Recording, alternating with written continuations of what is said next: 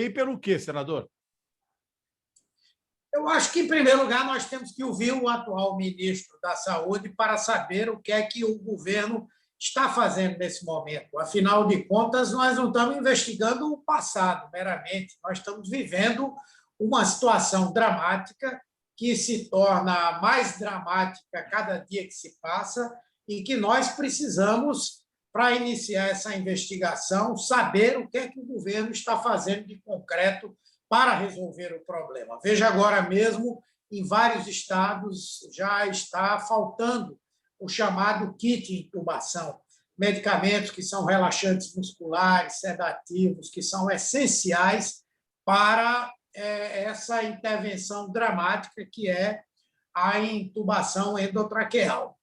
A outra questão que eu acho que é muito relevante é saber o que é que está sendo feito para agilizar não somente a chegada de vacinas, a aquisição de vacinas, mas o registro de vacinas. É inaceitável o que está acontecendo agora com a Anvisa. Os estados do Nordeste adquiriram 37 milhões de doses da vacina Sputnik V. O próprio governo federal adquiriu 10 milhões de doses. Uma boa parte dessas doses são para entrega imediata, e a Anvisa, o tempo inteiro, não deixa absolutamente claro como fazer para que essas vacinas possam chegar e serem administradas à população. Então, coisas como essas é por onde eu creio que nós devemos começar. Senador, nós tivemos 6 mortes possivelmente causadas por nebulização, com uso de cloroquina, comprimidos macerados de cloroquina com água, depois colocados para respiração, para ir direto ao pulmão, 6 mortes por médicos que foram incentivados pelo Onyx Lorenzoni, pelo presidente Jair Bolsonaro. Chegou a ligar para uma rádio do interior do Rio Grande do Sul, de Camaquã, para defender a médica que fez isso. Nós temos mortes por falta de oxigênio no Amazonas. Nós temos narrativas dramáticas no Rio de Janeiro de pacientes que estão acordados e entubados por falta de... O senhor pretende, que é um tipo de asfixia ali, imagine o cara entubado e... O senhor pretende, eu sei que não é a função, mas o senhor não acha que isso trará ao povo brasileiro a realidade do que tem sido a pandemia e esse desgoverno? O senhor não pretende tratar desses assuntos também, talvez não prioritariamente? Não, sim, claro que esses assuntos têm que ser tratados. Inclusive, nós temos que ver a responsabilidade de profissionais que teriam a obrigação de saber e de não recomendar esses tipos de tratamento e que, mesmo assim, o fizeram. O fizeram por decisão política. Como também nós temos que analisar a responsabilidade de instituições regulamentadoras do trabalho profissional médico que ou se omitiram ou que também aderiram a esse tipo de recomendação, eu não tenho dúvida. Inclusive, nesses casos que você citou, casos específicos, provavelmente a CPI vai recomendar a abertura de processos criminais, de ações, para que essas pessoas sejam devidamente responsabilizadas.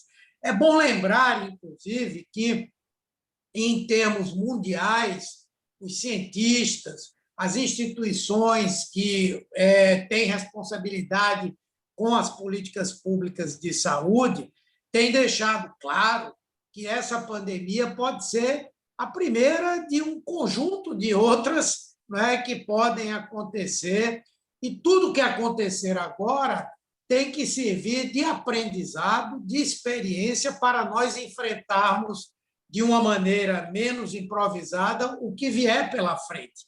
E, ao mesmo tempo, também para que se possa coibir esses aventureiros da área da saúde de estabelecerem esse tipo de prática, esse tipo de ação que é profundamente danosa à população.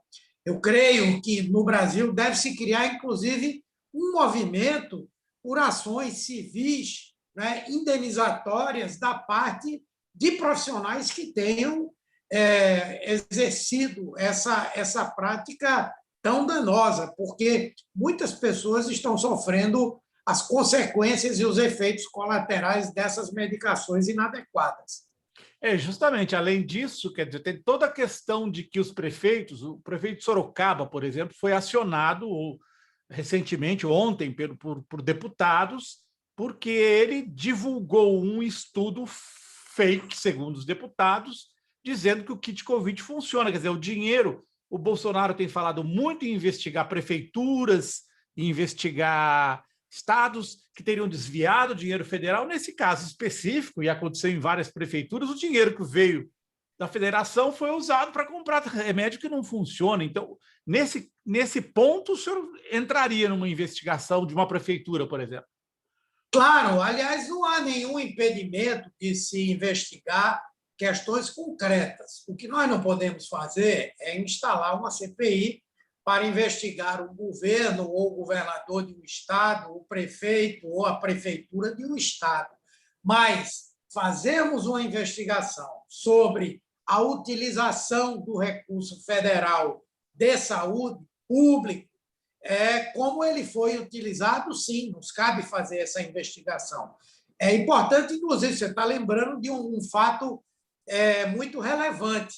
Nós temos ouvido falar muito de investigar a aplicação do recurso, que pode ter havido superfaturamento e tal, precisa-se fazer isso também, mas tem que também investigar essa situação, que é um recurso público que foi utilizado de uma forma indevida, não é? E que isso também representa uma responsabilidade concreta. Não é?